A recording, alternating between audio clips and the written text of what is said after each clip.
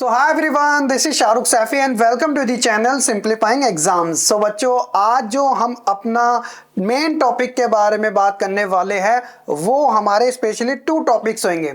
एक होगा बच्चों हमारा ऑर्गेनाइज्ड और अनऑर्गेनाइज्ड सेक्टर के बारे में, और दूसरा होगा पब्लिक एंड प्राइवेट सेक्टर के बारे में, और ये हमारा इस चैप्टर का लास्ट टॉपिक होने वाला है। तो चलिए फिर बिना किसी देरी के साथ आज की इस क्लास को हम शुरू करते हैं।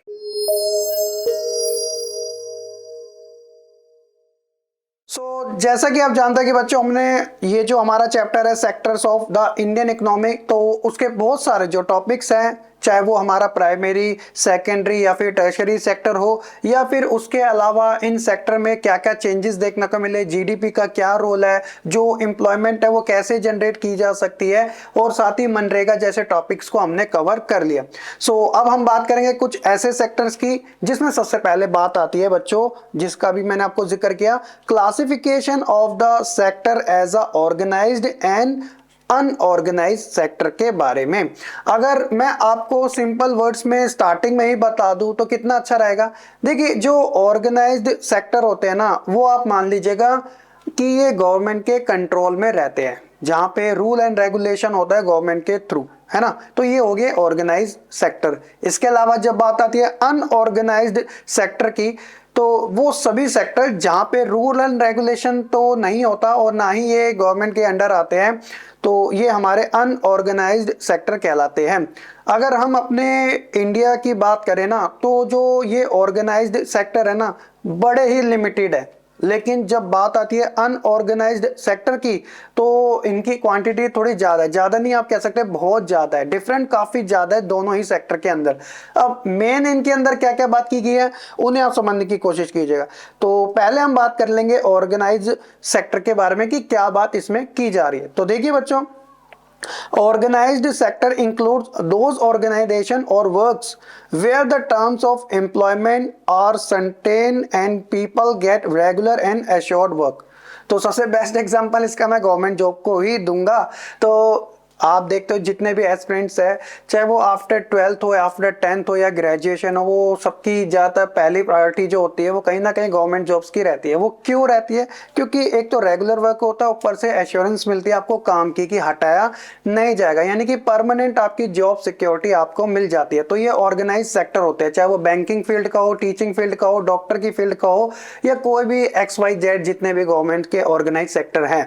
इसके अलावा these organisation are register by the government and have to follow rule and regulation framed by it such as the, चाहे वो फैक्ट्री एक्ट के अकॉर्डिंग हो, या फिर मिनिमम वेजेस एक्ट के अकॉर्डिंग हो, पेमेंट ऑफ ग्रेजुटी के अकॉर्डिंग हो, या फिर शॉप एंड एस्टेब्लिशमेंट एक्ट के अकॉर्डिंग हो। तो ये सभी कहीं ना कहीं क्या होते हैं, रूल एंड रेगुलेशन से एक तरीके से कनेक्टेड होते हैं, जहां पे लोगों को उनकी जॉब की सिक्योरिटी मिलती है। तो दैट इज वाई बच्चों, हमारे कंट्री के अंदर जो ऑर्गेनाइज सेक्टर है वो लोगों की फर्स्ट प्रेफरेंस होती है, क्योंकि वो परमानेंट तरीके से सिक्योरिटी चाहते हैं। सो दैट इज वाई उनका पहला चॉइस यही होती है।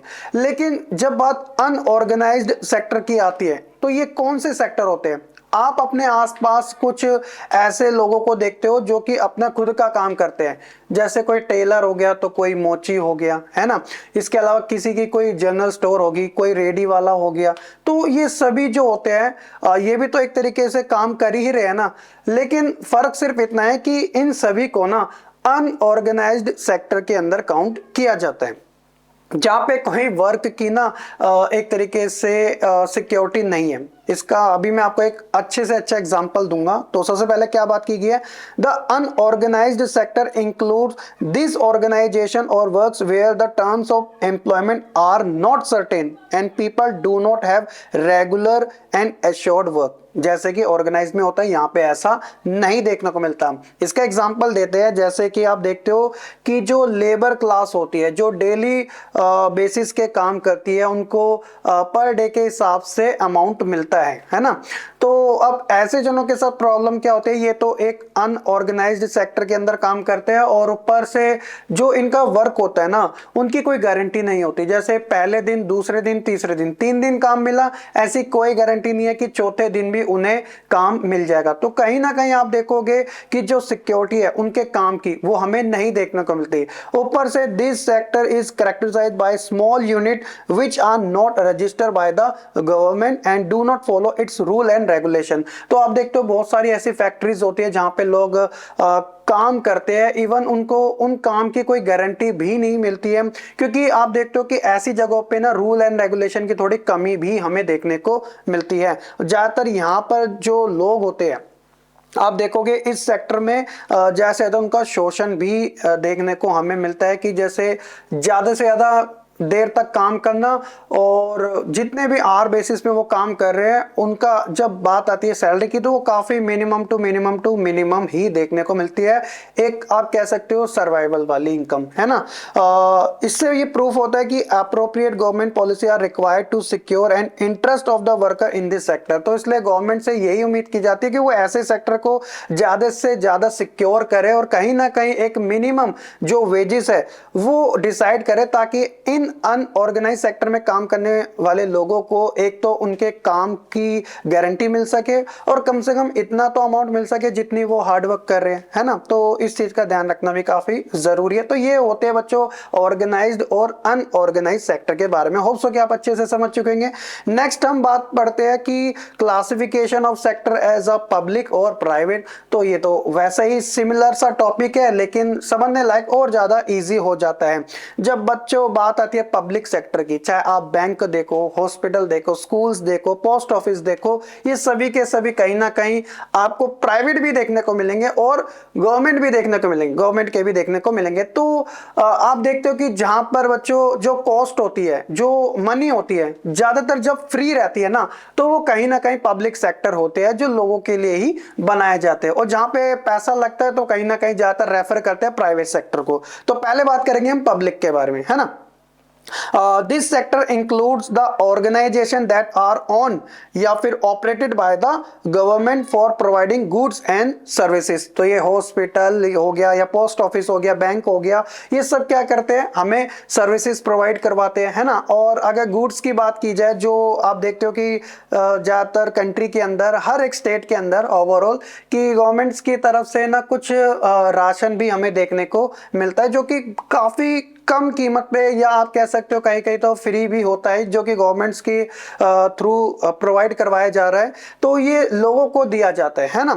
The primary objective of this sector is maximization of the welfare of people।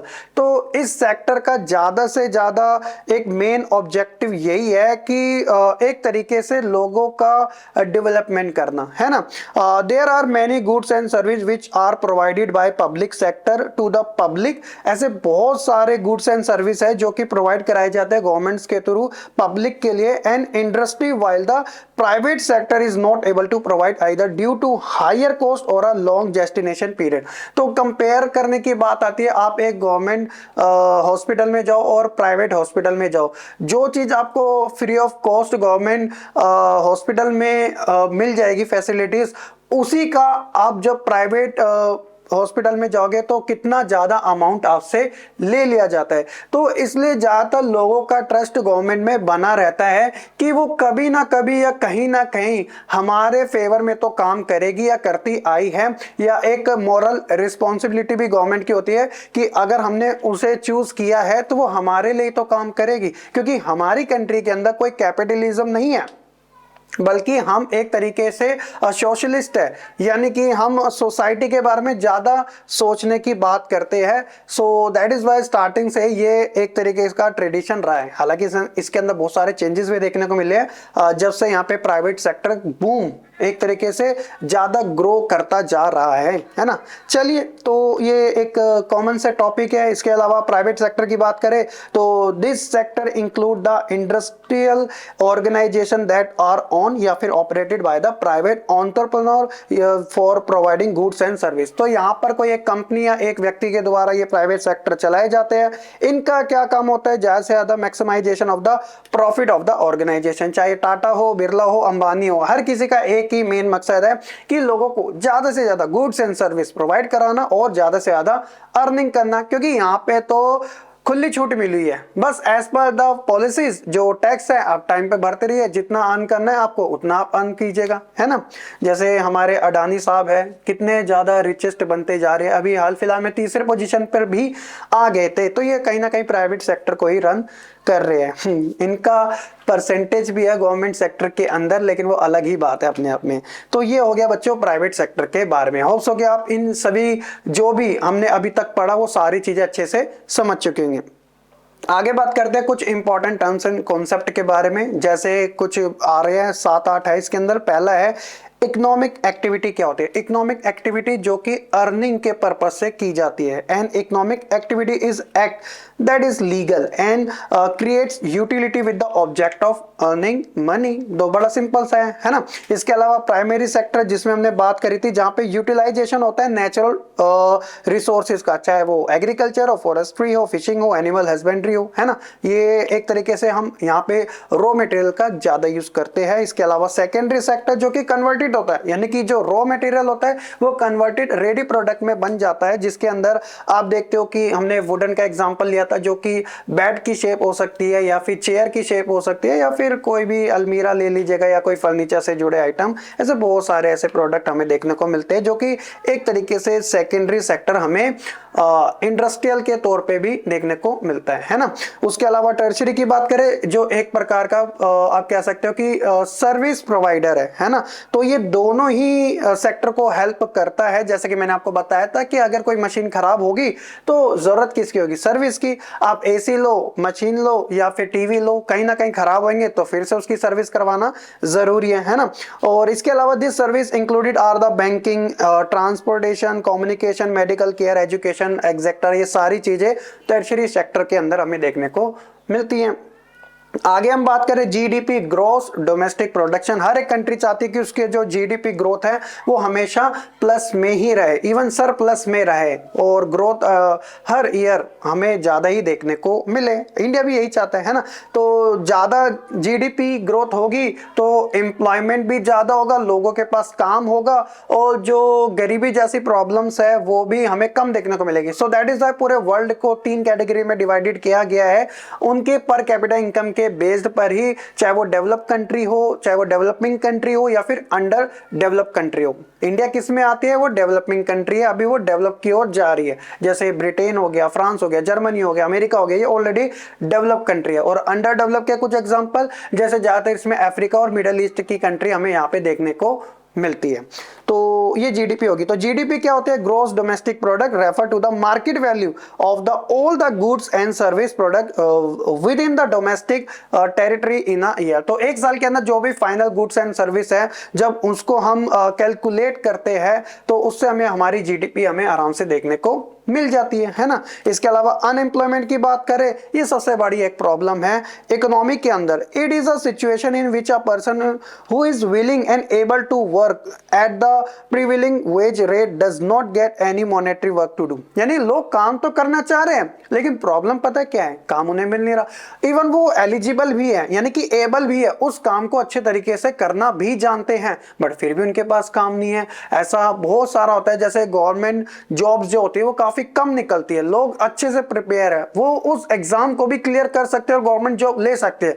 लेकिन प्रॉब्लम कहां पे क्रिएट होती है कि जब वो जॉब टाइम पर नहीं आती है, जब आती है तो लोगों की एज निकल जाती है, जिससे कि वो एलिजिबल नहीं हो पाते हैं। तो ये बहुत सारी प्रॉब्लम हमें देखने को मिलती है। इसके अलावा प्राइवेट सेक्टर में भी ऐसी सिचुएशन होती है जहां पे जॉब सिक्योरिटी ना होने की वजह से अनएम्प्लॉयमेंट तेजी से बढ़ता चले जाता है। ये किसी भी कंट्री के लिए ठीक चीज नहीं है, इसलिए मेंटेन करना चीजों को काफी ज्यादा जरूरी हो जाता है।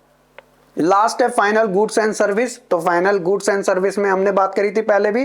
तो final goods and service are those goods and service which have crossed all the stages of value addition and are available to be used by the final user। जैसे हमने बात करी थी wheat की यानी कि गेहूं की, तो गेहूं जाएगा एक तरीके से गेहूं पीसने वाली चक्की के अंदर।